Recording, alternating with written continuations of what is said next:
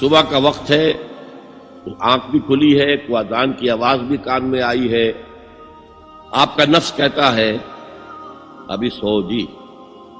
آپ نے اپنی چادر یا کمبل کو درست کیا اور کروٹ لیا، سو گئے. یہ کیا ہے؟ آپ نے کس کا حکم پیچھے پھینکا اور کس کا حکم مانا؟ اللہ کے حکم کو پیچھے پھینک دیا، نفس کے حکم کو آگے رکھا. یہ شرک، اس شرک کو جاننے والے بہت کم ہیں. مولانا روم نے خوب کہا تھا، میرا نفس بھی فرعون سے کم نہیں ہے. فرعون نے کہا تھا نا، کیا اس ملک مصر کی حکومت میری نہیں ہے؟ اور سارا جو یہ آب پاشی کا نظام ہے، انہار کا نظام ہے، وہ میرے کنٹرول میں نہیں ہے. جس کا چاہوں موگا کھلا رکھوں، جس کا چاہوں بند کر دوں. یہ تھا خدائی کا دعویٰ. تو مولانا روم کہتے ہیں میرا نفس بھی اس سے کمتر نہیں ہے. وہ کہتا یہ جسم میرا ہے، اس پر میرا حکم چلے گا. میں نہیں جانتا کون اللہ کون رسول، کیا حرام کیا حلال. تو فرعون سے کم تو نہیں ہے میرا نفس.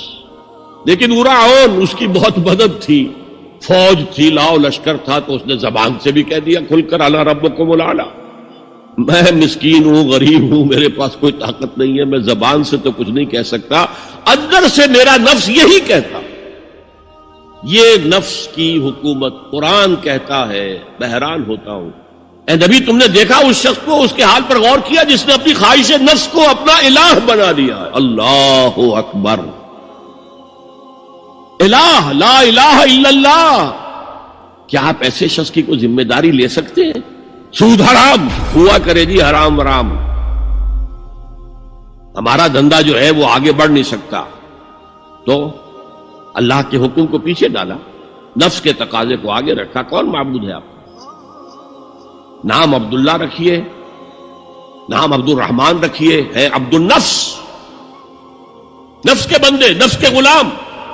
پوچھا گیا ایو الہجرت افضل ہو یا رسول اللہ، اے اللہ کے رسول بتائیے سب سے اعلیٰ ہجرت کون سی ہے، افضل؟ فرمایا ان تہجر ما کرہ ربک، ہر اس چیز کو چھوڑ دو جو تمہارے رب کو پسند نہیں. آج رات ہی سے آپ ہجرت شروع کر سکتے ہیں.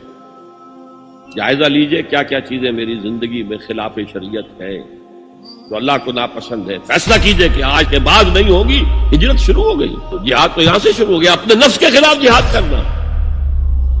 صبح نفس نے کہا ابھی سو جاؤ، آپ نے نفس کی بات کو رد کیا، اپنا کمبل اٹھا کے پھینکا، اٹھے، وضو کیا، نماز کے لیے آپ مسجد چل دیے. آپ نے جہاد کیا نفس کے خلاف. یہ افضل الجہاد ہے.